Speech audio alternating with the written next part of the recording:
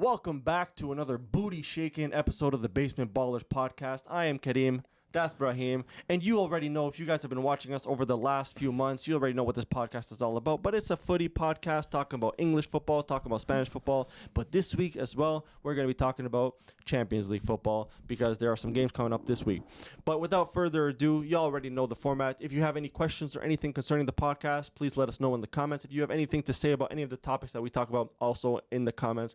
And if you want to follow us on other social media platforms, Twitter, Instagram, TikTok, also down in the description, so check us out. But without further ado, let's start off with the one and only important FA Cup round 5 matchup. I think I'm pretty sure it was round 5. Yeah. Versus versus Chelsea versus Aston Villa. Now, obviously, with Chelsea coming off of a bit of a stinky performance versus Liverpool and versus Wolves, a lot of us weren't really expecting this result. But Chelsea really dominated Villa in that game, in my opinion. And for me, I thought exactly because Chelsea were coming off some bad form, I thought they were definitely going to get their ass kicked. And they were playing in Villa Park. Listen, best case scenario, Chelsea makes the final, the FA Cup, loses, wins the Carabao Cup, and then finishes like 10th or 11th in the league. That way they keep Pochettino. Because they won the Carabao Cup, so why would they sack him? Yeah, but then if they win the Carabao Cup, then Liverpool wouldn't win it. Okay. I mean, forget. I'm talking about it as a general thing. Like, okay, for me personally. Yeah, for you personally. Get Chelsea to win that. You guys can still win the league and the FA Cup, don't you? Are you guys still in the FA Cup? Yeah, we're still in the FA Cup. Okay, you guys can still win that. But I'm your cousin. And anyways, this result doesn't move me. Chelsea are still 11th. They're not good. 3-1. Anyway, let's talk about the rest of English football, because obviously this brother doesn't care about my feelings today or ever, because he wants another London team to win. Anyway, let's talk about. Villa's been looking like crap. We're gonna talk a little bit about. No. False. We'll get to that later, but false. All right, you want to false me, but all right, fair enough.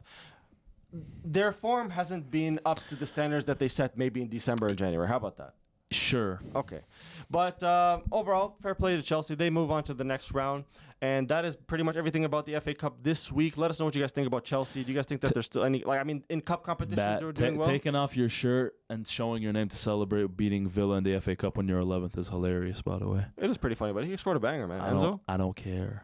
I don't know, man. That was a banging goal. And I rate him. And you know what? The thing is, because taken this week, especially, there were reports in the media and stuff talking about, Enzo might be looking to leave and, he's not happy. Yeah, but who's the media? Sports? They're saying he offered himself to Barca?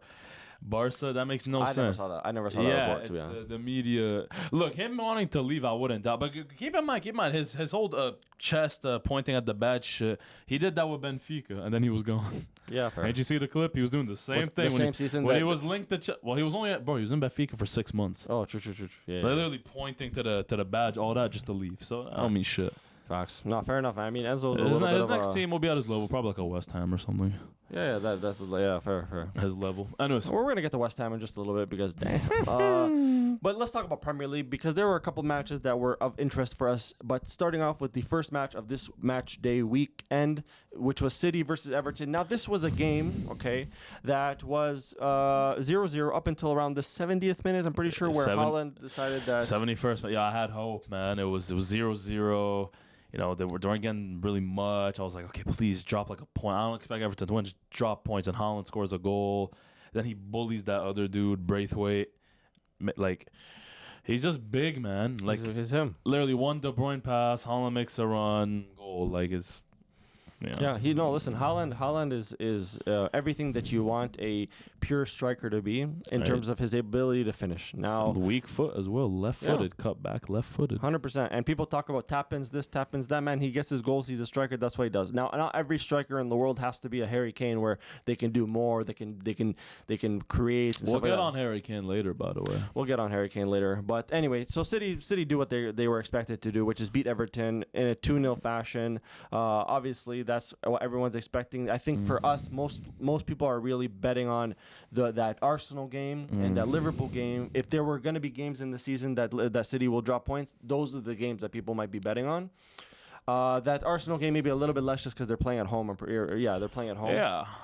But you never know. Honestly, well, you never know with the season. Now, this is just like I'm kind of getting a little bit sick and tired of like monitoring City games. And so this one was at 7:30 a.m. our time. So I was like, I'm just gonna wake up and say inshallah. Obviously the inshallah didn't work, but you never know. Next time maybe it works. Yeah. So City are now. Well, actually, no. Liverpool are back top. City second with a game in hand, tied with Arsenal on points, but with a game in hand, like I mentioned. Facts. So yeah, the City will probably. Yeah, I don't know, man. Arsenal basically have to beat everyone else to I don't Arsenal, know. if Arsenal or Liverpool drop points, in my opinion, We're fucked. The game's done. Yeah, We're fucked. Because to expect City to drop points in multiple games is Who? Let me see. Hold on. Let me see. City, but still have to play Liverpool and Arsenal. Yeah. But one of the Arsenal's at home, Liverpool's away. Okay, fair. But besides that, who? Well, because taken right. So this is mid-season where City was dropping points on a weekly basis, almost it seems. But the teams that they did drop points against, which were Wolves, I believe they lost to Wolves. I believe they dropped points to Chelsea. They dropped points to Spurs. Right. These are teams that City still has to play. Yeah, I don't really know where they drop. Look, okay, they play Chelsea out. They're gonna beat Chelsea. Brentford. Yeah, they'll beat them easily, and that's at home as well. After they just smacked them, I think it was last week. Yeah, they beat Brentford last week. So that Bournemouth. Let's see. I mean, there's Man United at home. They're winning that. Yeah, it's literally Liverpool away, and then they have Brighton away, which maybe, and then I think Villa is it that away? No, it's at home. Yeah, true. And then Spurs. Okay, maybe Spurs away. Because Spurs. For the last 6 years, I've always been City's bogey team. They just randomly beat them for no reason. But City ran through them in the FA Cup, so you never know. Yeah, I know. James Maddison was. I think Van de Ven wasn't there. Wasn't there. True. Listen, best case scenario, yeah. Hopefully, it's the only time I'm gonna root for Spurs to beat anyone. But yeah, hopefully they. Yeah, there's that. I mean, I don't really see them dropping points to anyone else. I mean, they. You know what? Listen, there's one factor about City that we should talk about is that may swing things in other teams' favor, which is injuries. Okay, and for me, if they're fully fit, I really don't see them dropping many points, if any. Okay, but then you look at brothers like De Bruyne, for example. The only really quote unquote injury prone player that they have, in my opinion. Otherwise, I can't really see it unless Ruben Diaz goes down or some of their defenders go down for whatever reason. If Rodri gets injured, sure. Yeah, Rodri's we have a chance. Well. Yeah, because they just sold Calvin Phillips as well, so they didn't sell him. They put him on loan. But yeah, and I know he's trash, but I mean, without Rodri, they don't have a DM. Yeah, I'm pretty sure. Unless who was that? Cunha, I think the guy they got. I'm pretty sure. Is he a DM? I'm not sure. Anyways, so yeah, City. That's City, man. But let's talk about Fulham, Bournemouth real quick because Bournemouth, are a team that had as a whole team had a bit of a purple patch in December. Yeah, but since then they won 6 wins out of 7, and now since then, right? Which I looked this up. December 26th was their last Premier League win, and that was against Fulham. Yeah, they've lost 5 in a row. Yeah, they've lost 5 in a row. And so, mind you, they have played in that time span Spurs and Liverpool. Okay, so those are tough games, but still, the last team they have beaten was Fulham. This time around, they weren't so lucky. They lose to Fulham 3-1. And it didn't really look like Fulham was going to lose, to be honest. The whole game, even that one that they got back, I don't know. There's this new brother that I wasn't really too familiar with, this Rodrigo Muniz, whatever, his Brazilian brother, 22. He scores 2 goals, and I'm pretty sure he has 3 goals in the last 2 games. So he's doing work for them, man. I don't know. Maybe it's a brother I got to look out for more. But other than that, there's nothing really too much to write home about. These are 2 teams that are mid-table for me. Bournemouth might start slipping down to those lower ranks. I mean, I'm pretty sure they're probably 15th, 16th at this, maybe. No, they're higher than that. They're 12th, I think. Let me check. Way. Let me check the. Maybe I'm thinking about Brentford. My bad. Yeah, they are 12th. Okay, there's Bournemouth 13th. So yeah. Yeah. Okay. So literally mid-table. Very mid-table. Very mid-table clash. Right next to Chelsea. Right next to Chelsea. Fulham get the best of them, though. And that's what that is. Now, let's talk about Liverpool-Burnley, which is the next game on our list. Okay? Liverpool-Burnley ends 3-1 in the favor of Liverpool. Not too much to write home about in terms of Liverpool performances. It was a shaky first half for Liverpool, where Burnley was playing very well in that first half. And then that second half is when Liverpool really started putting away their chances, and Burnley didn't, because we messed up a couple times in the back. Pause. And and Burnley just couldn't finish. You know, so I don't know if you ended up watching Also that game. pause. Yeah. Yeah. I watched. I know that. I forgot his name. I know one of their players had like a very gilt-edged chance that he missed. Yes. And I know that Allison wasn't playing. Fofana. I'm pretty sure that's the brother that missed. Allison has the flu. Fofana, the guy from Ivory Coast. Yeah. Well, they just won the African Cup of Nations. Damn. So shout out to our Cote d'Ivoirians. You know, is that what they call them? Yeah. Ivorian. No, it's Ivorian. It's not called. It's just Ivorians. Okay. Shout out to our Ivorian viewers. You know, you guys honestly they pulled it out of the bag because I'm pretty sure they finished third in their group to go in and win the AFCON at home. Man, shout out to you guys. That's pretty big against Nigeria, who honestly had a really solid tournament. But you guys got the better of them, and that's just how football works sometimes. It's a heartbreaking sport, but Cote d'Ivoire. Yeah, Liverpool won that. Drogba was happy, by the way. Yeah, anyway, Liverpool, back to the match. Liverpool do win that match. Our 3 forward score. Decent performance overall. Trent goes off injured. We don't know how long. Some people are reporting 2 months. 2 months? I don't know if I trust those reports because there's nothing official yet. Well, if he's out, you guys are in trouble. Yeah, but Klopp has said that, he was taken off as an injury precaution, not necessarily that he got injured. So I don't think 2 months would be excessive. I know. I saw a couple of reports. I don't know. That might be just like some Twitter BS that we've been seeing. You know what I'm saying? Mm-hmm. But that's that game. Let us know what you guys think about everything that we talk about again, guys. But moving on, we're talking about Luton versus Sheffield. Now this is a battle of relegation. Okay. 2 teams that honestly, Sheffield more so. Sheffield is down. Sheffield is getting relegated 100%. along with Burnley. Luton is down there. I mean, Everton's 18th, but Everton a points deduction. But Everton is not going to be relegated. So between Luton and let's see Nottingham Forest, it's a bit tight. It's a bit sticky. It's a bit sticky. But what I will say is, despite their 3-1 loss to Sheffield United in that game, Luton to me looked like the better team. Okay, more possession, more chances. They had I want to say closer to 20 shots. Just couldn't convert anything really. Okay, so it was kind of like that. Like Liverpool where they were shooting against United in December, and they just weren't really doing much with them. You know what I'm saying? Yeah. They had bare corners. They had a lot of chances, but Sheffield United did their business, man. They took care of everything. And that was a bit of a surprising performance from Sheffield, to be honest, the way that they were able to capitalize on everything. Luton seems to be a team that performs better against as underdogs, you know what I'm saying? You 4-0 to Brighton, 4-0 against Brighton, 4-4 against Newcastle, and then you lose at home to fucking Sheffield United. That's just, you know what I mean? So it's a bit of a weird one for Luton. That's just tough. You never know what's gonna happen with these guys. Honestly, do I still think that they're favorites to be relegated? Personally, yes. But do I think that they can pull together a string of performances? There's still 14 games in the season. Yeah, I still think that they can, potentially stay. Not gonna be too high, but maybe stay up there. They're relegated. They're done. The same 3 teams who got relegated last year are gonna get promoted, and the same 3 teams who got promoted last year are getting relegated. Are you keeping up with EFL? Yeah, bro. Leicester's destroying that league. I'm pretty sure Leeds is second. It's Leicester, Southampton, and Leeds. That's the top 3 now. Between 2 and 3, I'm not sure, but I know for a fact Leeds and Southampton are 2 and 3. Gotcha. All right, so that's very well could be the case. I think that's the most likely probability. That's boring, man. Yeah, but it's nice. It would be nice to see Leicester back in the Prem. Sure, at least back in the Prem. Southampton. Anyway, back to this week's games. We're talking about Spurs versus Brighton next. Now, this is a game where Brighton actually goes up pretty early off a penalty to Gross. Yeah, and their defending was gross as well. You saw that shit. They couldn't even keep a fucking lead. Literally. Huh? Last second. You saw the goal, right? Yeah. Literally. One ball to Son, and he has a bunch of space. One cross, boom, just like that. And the cross that Son made, was the space was so tight, and it was so pinpoint precise. It was a very nice cross, by the way. The finish was nice too. And Brennan Johnson scores another really important goal for Spurs, So it's good to have Son back for Spurs, honestly. And really put together a performance in that second half to get Spurs that win, fair play. Spurs. Listen, with Spurs, they're looking like the favorites to get that 4th place position. But in my opinion, the competition isn't as steep for that position as some might say. Nah, man, United's coming for them, man. They just beat Villa, guys. United's coming for them. Fair? Think so? No. No.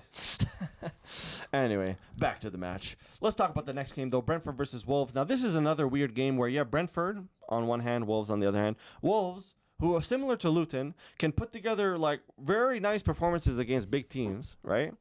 But against this mid-table clash, which with Brentford, they fall short. Yeah, I don't actually.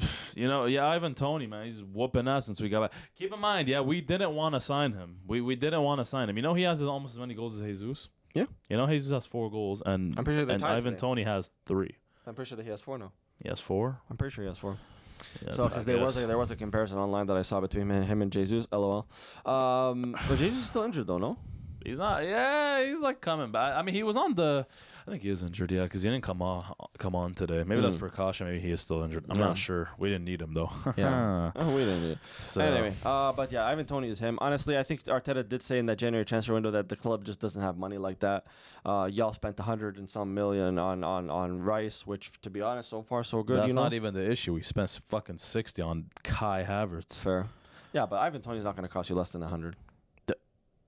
Brentford is not charging 100 million for a player. Besides, his contract is up in literally a year. The max they can charge is like 60, 70. Think so? Max, bro. Damn. Well, I did that. A club like Brentford would take 60, 70 million. I did that, or they let it because he's not re-signing another contract. Yeah, fair. So they'd had. How old is he? 25? No, he's like 27, 28. Oh, okay. He's not that young, but like still. Yeah, he's a great player. You take him for like 3-4 years. He's a great player. Yeah. So, yeah. So that's that. Moving on now to Newcastle Forest. Now, this was a game they played at Forest where Newcastle does go up first, but it's a very back-and-forth game. Okay. Now, Bruno G does end up clutching it for Newcastle in the end there, which is a pretty good win for Newcastle. Obviously, Newcastle this season is a bit more like fighting for Europa League / Conference League in that sort of they're bracket. they're like 8th now. Since West Ham lost, they're probably like 8th, I think. Yeah, exactly. So, this was a big win away. They haven't been doing very well away this season, I'm pretty sure.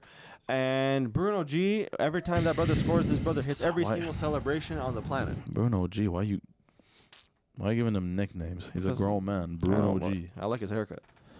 You know what I'm saying? Yeah. That's a player that I would take at Liverpool for sure. Man, he's good. There were some links to PSG, I think, earlier. I think that would be a stupid move for his career. But yeah, like if he could go, like, would you take him at Arsenal? Okay, how about this? Where would you rather have him? At Barca or at Arsenal? Where would he fit more? We don't. Arsenal. We don't need him at Barca. Okay, fair. I'd say Arsenal. Anyways, as in he would start for you. Yeah, probably. Fair. Anyways, Arsenal 6. Did you watch the game? Once I just wipe that table down. Did you watch the game? No, absolutely. Not. It was okay. I'll tell you this: the first the score line will tell you otherwise, but the first 20, basically up until we got our first goal, which is I think like the 20th minute or whatever. No, it was 31st. I watched the highlights, but yeah, it was. I'm not gonna say it was stressful, but it wasn't we missed few chances. We were playing kind of decent, not amazing, but decent. Then Saliba scores the goal, and then just from there, I don't know, man. We got I think our 3 goals in that. No, wait, it was 4-0 end of the half. We got those 4 goals in span 15 minutes. Because Saliba, and then you had who scored the second one? Saka with the penalty. Yeah, true. Saka with the penalty, and then Gabriel with the 3rd, and then I believe it's Trossard with the 4th, and then Saka with the 5th. Yeah, Rice was the 6th. Yeah, it could have been more as well. It could have been more, but we just. I don't even know where Havertz missed a couple stinky ones. Look, I don't even know where that came from, and I would have took 1, 2. Like I told you this last week, I thought we'd win, but I thought it was gonna be tight as shit, maybe 2-1. Because this is your revenge game. Because last time you guys faced them, what was it? Carabao Cup. It was Carabao Cup. They dusted us 3-0, and then we played them twice this year in the league at Arsenal. I believe we tied. That was earlier this season. Yeah, we tied, I believe. Then we lost in the Carabao Cup to them 3-0. And then, Rice comes This is back. a bit of a poetic justice because West Ham was one of the teams, brother, last year that kind of stumped your title run in a way. Then Southampton, Liverpool, We 6-0, man. Just Rice with that. What a banger. Oh, my God. And his ability to not celebrate after that goal. Yeah, listen, that's a two assists, 1 goal. Whoever's making our set pieces deserves the fattest Tiana Trump glazing of all time. Yeah. Every time we have set pieces, I think we're gonna score. Even the times we don't score, we almost score. Y'all really like that position just left of the box. Yes. Y'all really like that. Man, it was smoke. And plus for the goal difference, if we scored actually a 7th goal, which like we should have, we had so many chances, we actually would have been second because we're tied on goal difference with City right now. So we have the same amount of points, same amount of goal difference. Just they have a game less than us. If we scored a 7th goal, we would have actually been second. So that would have been nice. But yeah, it was. Yeah, it was smoke, man. It was smoke. It was really literally good game, at halftime, like half the arena, like they couldn't even boo Declan Rice's goal because half of them weren't even there. They're fucking blowing stupid bubbles outside. Well, yeah, no, there was pictures of them walking out the arena. Yeah, get smoked. That was trash. That was rough out there. But you know what? At the end of the day, Arsenal deserved that victory wholeheartedly. It was a little bit of sweet revenge. Every goal was taken with such elegance. And you know what? Fair play to Arsenal. Looking real good in the leagues right now. Looking like a team that can threaten a couple, maybe early January, late December, you would be like, I don't know. But now they're like, no, we're here. We're ready to fight. I mean, what, 3-1 Liverpool, 6-0 against West Ham.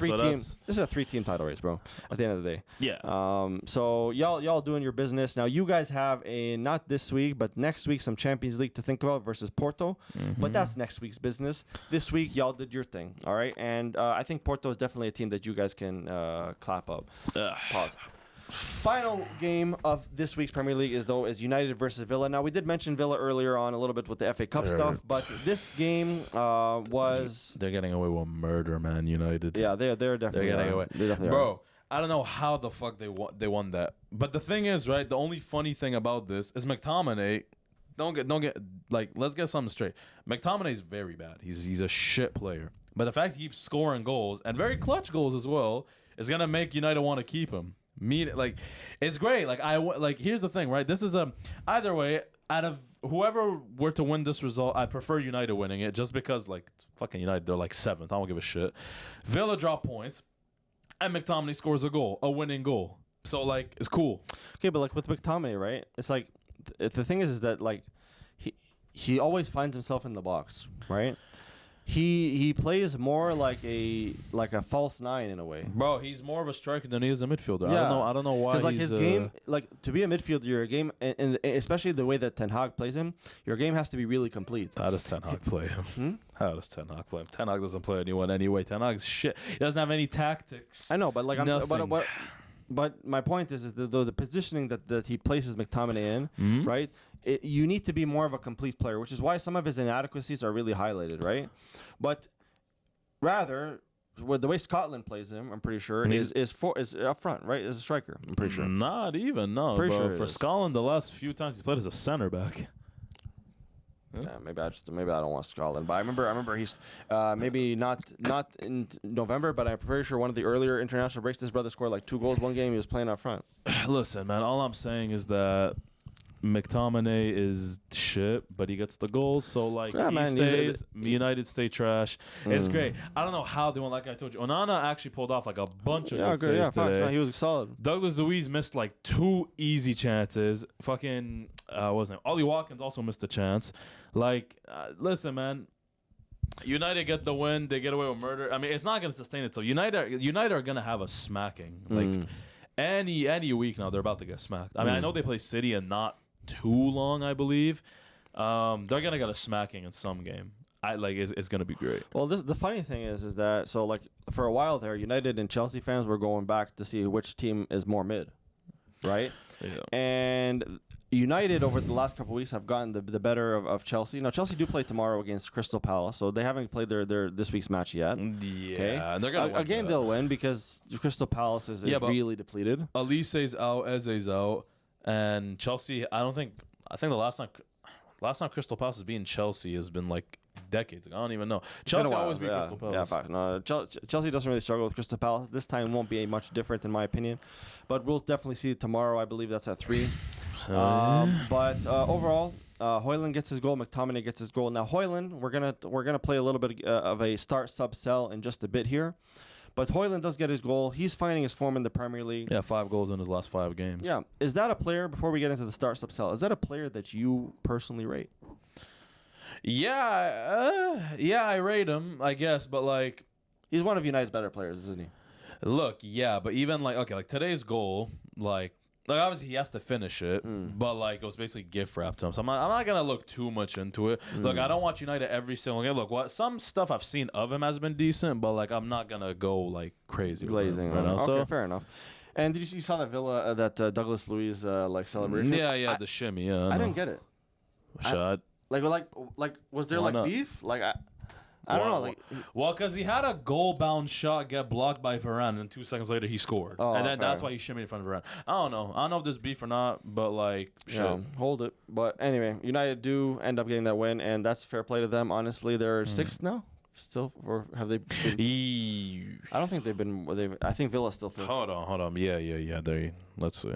Yeah, they are sixth. Yeah, they're sixth. Okay. Yeah, they're gonna probably lock down sixth place, which is, I believe, is that Europa League or Conference League? That's spot? Europa League, yeah. Because they're 5 points ahead of actually, Newcastle. we did just to correct ourselves. We did say that Newcastle was eighth. Newcastle is actually seventh. And so West Ham is eighth. But they're tied with 36. Yeah. United with 41, Villa with 46. So there still is a 5-point difference between the two. Now, this victory does like. I think United's gonna lock down sixth. I'll be honest. Because I don't like United are still gonna drop points, but I don't see Newcastle going on like a really great run of wins. I don't see United going on an insanely bad run of losses. So I think United are gonna get sixth. Fair enough. So yeah. But that is all the Premier League matches / FA Cup England sort of related matches that we wanted to talk about this week. Let us know what you guys think about everything that we discussed. Your favorite team, how they did this week, and what you're looking forward to in terms of next week. There are a couple of midweek games this week. I'm pretty sure for FA not Carabao. I thought there was. Let's see. Hold on. There's a few midweek games. Yeah, so there's no. I lied. Anyway, Premier League's back next week, so we'll obviously be here, Basement Ballers Podcast, to cover all that for you guys. But moving on to our next segment, which is Start, Sub, Sell Premier League Edition. Now, we came up with a couple of like start, sub, sells, but we want to encourage you guys in the comments to give your own start, sub, sells, and then if we use them in our next video or whatever, we'll definitely give you guys credit. So check out in our comments if you guys want to leave your suggestions down there or on Twitter or anything. Go post your suggestions, and then we'll give you guys credit, okay? But for this week, this is per Basement Baller comparison, and we're going based on position, okay? We got a couple of positions for you. First off, striker, okay? So we just talked about Højlund, okay? Start, sub, sell, Brahim. Nunez, Højlund, Jesus. Okay, I'm selling Højlund. Look, could he be better than Nunez or Jesus down the line? Yeah, sure. I'm talking just right now. I'm selling Højlund. I'm starting Nunez. I don't know, man. For a dude who costs 85 million, I don't know, man. He just doesn't do it. Like I'll put. Wait, him we're bench. talking about, I'm putting him back. No. Like I know you're talking about just pure ability, but I don't care. Like if you're worth that much, and I have to also factor that in. And because of that, I'm benching. Yeah, but his stats are just way better than Jesus. I think he gives more to his position than Jesus. Yeah, does. but Jesus also. Nah, Jesus and him are basically very similar players. The only difference is that Jesus doesn't play as like a striker the way Nunez does, and also Jesus is like more injury prone. Yeah. So like he gets less chances. Like I don't know. I'm personally gonna start. Fair enough. Okay, so Brahim says starting Jesus. No bias, but no bias. Yeah, that's biased. No, that's biased. But starting Jesus, benching Nunez, and selling Højlund. I will still sell Højlund. I would bench Jesus, and I'm starting Nunez though. Wingers now. Okay, these are wingers that we talk about a lot. Okay, but let's get into it. Saka, Foden, Rashford. Start, sub, sell. Sell Rashford. Okay, damn. The fact that he's in this conversation, like both Saka and Foden are like 22, 23, and Rashford's damn near 27. Yeah. The fact he's in these talks means he should get sold because he's not good. Yeah. Foden, I'm starting Saka. Yeah, I'm gonna start him too. I'll start him too. But you know what? Foden could change my mind by the end of the season because he's had an absolute. Listen, if someone says they'd start Foden over Saka, I'm not gonna be mad. I won't be mad at it, but I'll still start Saka. But yeah, Foden this season has had a better season than Saka, in my opinion. But I rate Saka more. I don't know, man. I feel like it's that hat trick that's playing with your mind. I think Foden. No. I think Foden is a more technical player than Saka. Yeah. But I still think I like Saka's overall game. Okay, so I think me and Brahim are unanimous on this. Start Saka, bench Foden, and like bin Rashford for like $5 and a Twinkie. Moving on. All right, midfielders. Okay. Yeah. Bruno Fernandes, Alexis McAllister, Bernardo Silva. Start, sell.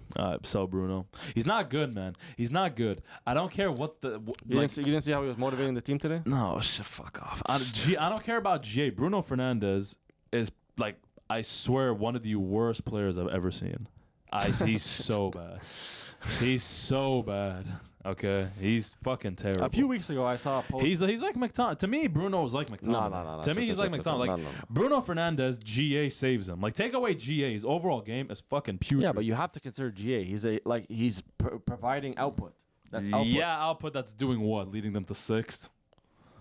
Like, what is the output? Yeah, so that's my point. So I don't think Bruno's the kind of guy you want on your team to win trophies. Yeah, in my honest no. opinion, because you haven't really done like what you want to Carabao Cup. Like, Trash, cool, trash. Bench McAllister. But what I will say though, is because he's been there for 4 years now, and I saw a post a couple weeks ago, I think from BR Football, talking about like what a legacy or something. Yeah, no. And it's like, realistically, I'm not even just because I hate United, which I do, but like, what has the brother really done? Listen, the only meaningful thing he's done is contribute to United being somewhat decent enough to convince Ronaldo to come back and give United like 1 month of happiness, and then that season they still finished like 6th. Fox. So, but no bias. Start Silva. Bench McAllister, and you might be saying, "Oh, you said Bruno hasn't done anything for United. McAllister just joined Liverpool." Yeah. But Liverpool are top of the table. McAllister could be a Premier League champion this year. Literally, McAllister is top of the table with Liverpool. We're in the Carabao Cup finals, and we're still in the FA Cup. United are not in the Carabao Cup. Trash. They're not in the FA Cup. Are they? No, they're still in the FA Cup. They're still in the FA Cup, to be fair. Yeah. And they're not even tasting anything in the Premier League in terms of titles. So anyway. Yeah, Ben Bruno off for $5 without a Silva's the clear one. This one is a bit of an easier comparison. Ben Bruno for $5 without the Twinkie. Without the Twinkie, so he's a little bit less valuable than Rashford. Yeah. Okay. Is that Canadian or American, by the way? What, the dollar? Yeah. Pesos. Oh, damn, 5. All right, man, that's crazy. Anyway, this is our last comparison. In my opinion, this one's gonna be really tough. Okay, maybe you guys disagree. Center back comparison: William Saliba, Ibu Konate, and Stones. Yeah, I'm starting Stones. I'm benching Saliba, and I'm binning Konate. To me, I think Saliba's better than Konate. That's just me, though.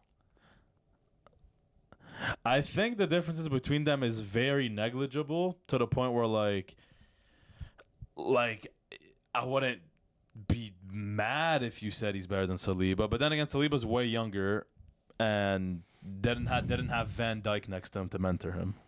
You know what I mean? Like, he came into Arsenal's defense last season and became Arsenal's best center back on the spot. So should we give Saliba the didn't get mentor Dior? Because that means nothing to me. Konate start. Saliba over Stones. Yeah, Konate start, bro. You see if you don't watch Liverpool, you don't know what Konate does, bro. Trust you're. Yeah, I know what he does. He concedes 3 against Arsenal. No. You're bro. The thing is, you see, understand if Konate had next to him a proper defending right back, which Trent is not, right? Let's just get that straight, okay? If Bradley was next to Konate wouldn't have been dragged out of position to guard Martinelli the way that he was, okay? So none of those goals were Konate's fault. I see. Right? So start Konate. Bench Stones. Sell Saliba. Okay? Saliba, like what? Because he's French or something? I mean, like that brother, okay. Like, he's all right, okay? But defensively, come on. They have the best defense in the league. Yeah, no, they don't. Arsenal have the best. No, they don't. They prove it. Goals conceded: Arsenal 22, Liverpool 23, City 25. Yeah, that's 1 goal. I lick my nuts because Konate wasn't playing all those games. Konate wasn't playing. You done? You done? All right, cool. So thanks, guys. That was the Premier League recap. Let us know what you guys think. Let us know what you guys think. Let us know how stupid Kenny. Look, okay. If you're gonna say you'll bend Saliba for Konate, like, that's dumb enough. But saying that you still start him over Stones is fucking blasphemy. Because if Stones, the way that he plays, is not full center back. Right? Because he's so good, he can play other positions. No, because his style is just different. No, yeah, and he's incredible. He's incredible. That style gave him 4 Premier Leagues. If the question was, like start, stop, sell, inverted, like defenders. Okay, maybe. Yeah. The inverted defender gave you 4 Premier Leagues. What has Konate done?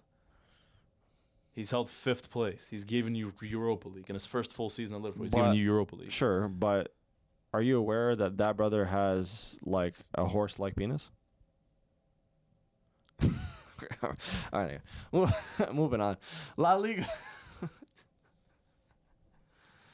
Come on, that brother's packing. Right, like third leg kind La of. Liga. You saw Valverde's comment. You saw Valverde's comment I saw his comment. Jude Bellingham's post. All right. La Liga. Madrid fucking dusts Girona. League's done. League's wrapped. League's fucking over. Bellingham is amazing. Vinny's great. Barca's a shit team. Girona disappointed me. What do you want to talk about? Go. Bellingham's out for 3 weeks with an ankle injury as well, and he has a fat penis. That's confirmed by Valverde. Move on. Barca played today against Granada. They fucking draw against the 19th best, the fucking second to last team in the league, who've won 2 games all year and should have won today. Why? Because Barca's third goal shouldn't even have been a goal. It was a foul. Yeah? It was a foul. We're getting carried by a dude who's 5 years younger than me. He's 16. Because we have a fucking donkey at striker. I don't care that he scored. Balls bounce off him more than a fucking trampoline. He's a donkey. He's a kangaroo. All he does is bounce everywhere. He doesn't do anything. Yeah? Pedri, what the fuck? De Jong, what the fuck? Why? Like, Ter Stegen, why? Why is our defense so bad? You know, after we tied the third fucking time, they almost scored again. Twice. Yeah? We're 10 points off now. We're 10 points off. And we're so broke, we need to finish second. You know why? Second place makes sure that we're in the Supercopa next year. If we're not in the Supercopa next year, we lose 10, I think, what was it? The guy said 10 million. Yeah? We need that 10 million. We're broke. We are broke. Anyways. So you're broke? Yes. All right. So let's talk about Barcelona being broke, right? Because obviously this summer y'all need to bin some players. And a couple podcasts ago, we talked about one player in particular, okay? Frankie de Jong, okay? Who would you sell him to and how much? Listen, if the rumors that Chelsea want him for 100 mil, which I don't believe. If Chelsea, if any team, which is obviously going to be suitors, if any team wants De Jong, I will sell him for at least 80 mil. If it's less than 80 mil, no. If it's at least 80 mil, yeah, sure. Okay. So, not because I think he's bad, not because I think he's terrible, because the worst player, no. But like, he just doesn't fit the way that you want to play. It's not even, no. Ideally, I do keep him. But who's the most marketable player that we could sell for a very high fee? Yeah, it's De Jong. So sell him and then give me Zubamendi for like 60 million. Then go get another. Then go get a winger. You still got to convert Cancelo because Cancelo's been good for you, huh? Yeah. Cancelo's Get been good for you. Zubamendi, make Cancelo permanent. Yep. And then that's what you do to De Jong money. Then sell Rafinha. Then from Rafinha, go get a better left winger. Go get me Leao. Go get me Leao. You think Leao's unhappy at Milan? No, I think he's happy, but like still, like he's already won the Liga at Milan. He's done his thing at Milan. He's still young enough. Bring him to Barca. Do that because right now, like, okay, who could we sell actually that could generate profit? Okay, Ansu Fati, we could probably sell. Yeah, but you're not going to make that much off him. What, like 40, 50? Probably less, like 30. Yeah, okay. We got like 30 for Ansu Fati, right? At max 40. Lewandowski been him to the Zimbabwean league for maybe 5 pesos. Get him. João Felix I like, but I'm not like unless he's like 25 million, I'm not buying him permanently. So just send him back to Atletico. How much does he got still at Atletico? A couple years, no? On his contract? Well, he signed a 7-year contract when he signed for them, so he has 3 years left. Get him out. Not because I think he's bad, but like he's just not worth 80 million, which apparently we'd have to buy him. So like, no, get that away. And then I don't know, another player that like I wouldn't mind selling is Koundé. I wouldn't mind selling Koundé because, listen, man, he was great last year. I don't know what the fuck has happened to him this year. That mustache. I don't know, man. It's like, mustache, man. You know, I'd bin him as well. Bin Iñaki Peña for probably, I don't know, 2 packets of fucking salt. Like some of that shit that you throw on the road? Yeah, like bin him. Yeah, I'd say that. There's probably Marcos Alonso. Oh, get rid of him. Holy shit. Listen. If we get rid of Rafinha, Lewandowski, Alonso, Peña, Sergio Roberto, and probably I think those 5 can generate up to probably 100 mil for us, anywhere between 100 to 120 million. Because right there, Rafinha is at least 60 to 70 million, and Lewandowski, Roberto go for we'd sell them for maybe each like 10 million max. Ansu Fati, you sell him, or maybe you sell Rafinha and give Ansu Fati a chance. But I don't know. He's so injury prone that I don't know. But there are ways we could sell other players without getting rid of the young and still get money for get some decent money to get some players. But just like one player to sacrifice, I'd sacrifice him for at least 80 mil. Anyways, Barca suck. Well, let's wait. All right, so Barca suck. Yeah, okay, we know that. Now, obviously, you guys had a little bit of hope last week in last week's podcast. This week, the hope got kind of thrashed. You don't play Champions League until next week, which is fine. We're losing that, by the way, against Napoli. Yeah, Napoli, we're losing. Yeah, Osimhen will be back. By the way, speaking of, we already talked about that. Yeah. Anyway, this will be our mini question of the day before we move on to Champions League, real quick. Vinicius Jr. I know that you don't like the brother, but where do you rank him in world football? For me, he's top 5, but in your top 5 total or as a winger? Total. Nah. You don't think he's top 5? Nah. Okay. Is he over Bellingham? Right. No, stupid question. Fucking Bellingham. Is he over De Bruyne? No. Okay. Is he over Mbappe? No. Is he over Haaland? Yeah, there's an argument to be made. Yep. His game is more complete. Yeah, but is he over Haaland? Yeah, there's an argument. No. Trust me, there's an argument. A lot of people agree. So you were saying last year that Haaland deserved Ballon d'Or, right? Yeah, because his season was incredible. Yeah, okay, but if he deserves Ballon d'Or, but Vini doesn't, so how is Vini better? Huh? How is Vini better? We're talking about, because we're talking about, first of all, this season, right? Haaland has been injured for quite a while. Vini we talked about when we talk about Hazard and Salah, I use the same argument. All right, so let's not get too crazy. Vini is overall a more complete player than Haaland is. Yeah, but Haaland won a treble. When Salah wins a treble, then you can tell me he's better than fucking Hazard. Anyways, okay, but I think a lot of people goes into the Premier League, destroys the goal record set by your guy, wins the treble, a Champions League, and his first Champions League for a Man City team who each year kept bottling the Champions League, and then in his first year wins them the Champions League. So, but understand that I didn't say that he's clearly better than Haaland. I said that there's an argument to be made. Right? Okay, what's your argument? Is he better than Haaland? I think that he is a player that is more complete than Haaland. He can pass. He can set up players, which he did with an amazing outside the boot pass to Bellingham for that second goal.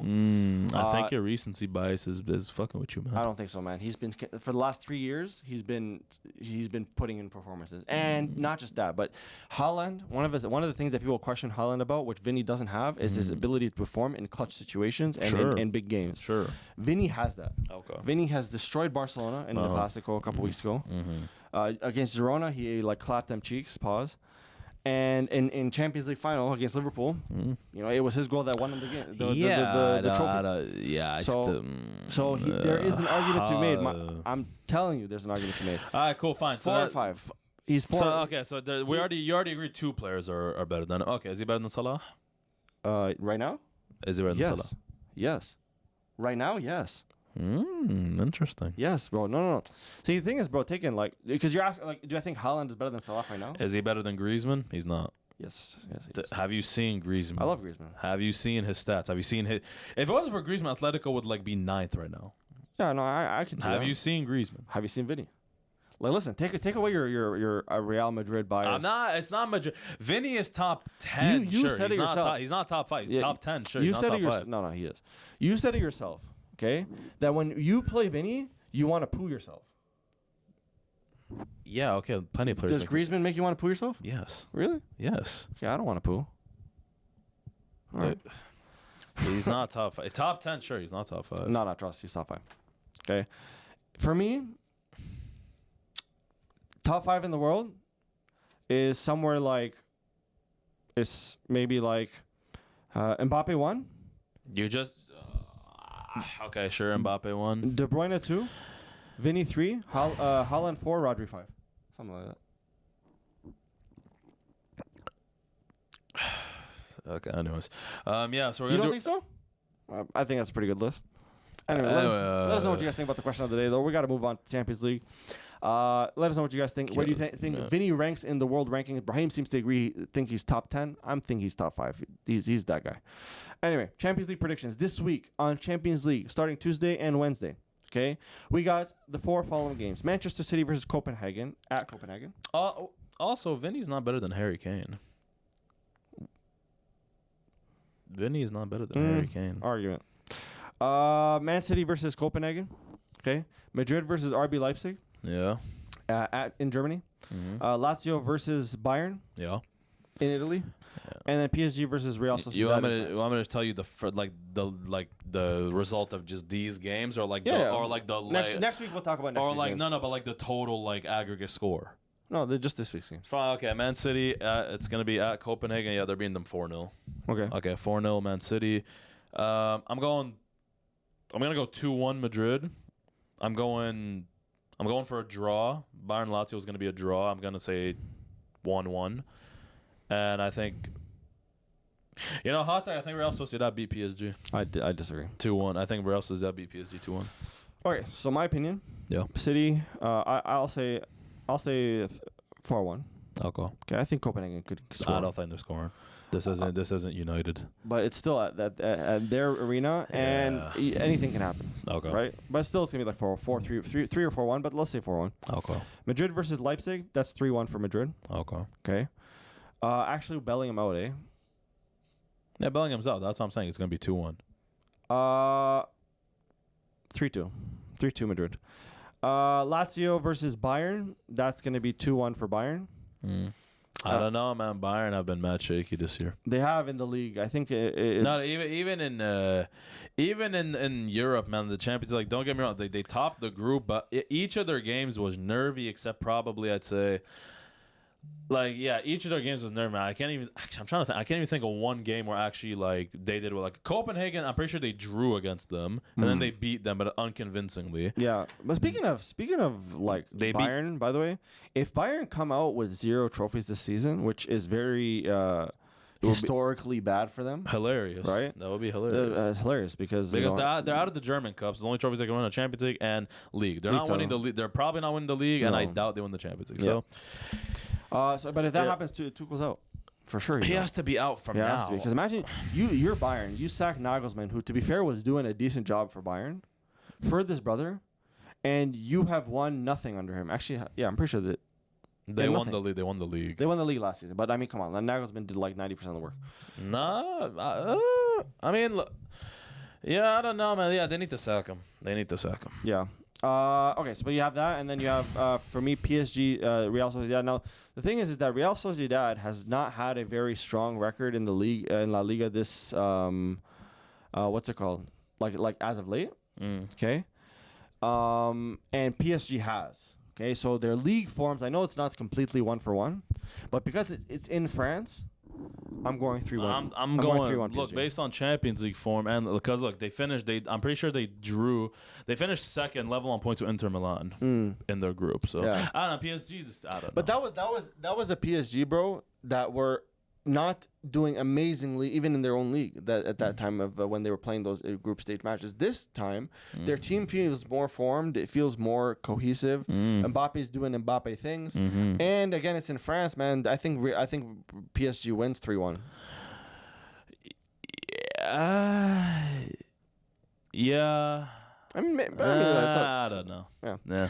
Anyway, guys, let us know what you guys think about this week's predictions. Okay, this is obviously the first leg of 2, and then next week we'll have a couple of other matches: Barca versus Napoli, and Arsenal versus Porto, and then you'll have Inter versus I forgot. I forgot. But anyway. Hey, you have some games that we're gonna talk about next week's podcast. Yeah. That's this week's podcast, though. Let us know what you guys think about everything that we talked about: start, sub, sell, Premier League, La Liga, Champions League, all that. If you guys really enjoyed this podcast, please check us out on our socials. Our Twitter is popping. Instagram is popping. And subscribe. And our TikTok's popping. And subscribe to this channel, because every week, on every Wednesday, we hit you. Every viewer, you got subscribe, please. We put so much effort in. It's kind of like beg, bro. Subscribe, guys, please. Anyway, subscribe, please. It's just, I can't pay my light bill this week. Anyway, we appreciate you guys, though. Let us know what you guys thought. Any way we can improve, please let us know as well. But without further ado, we'll see you next week and on the TikToks. Peace.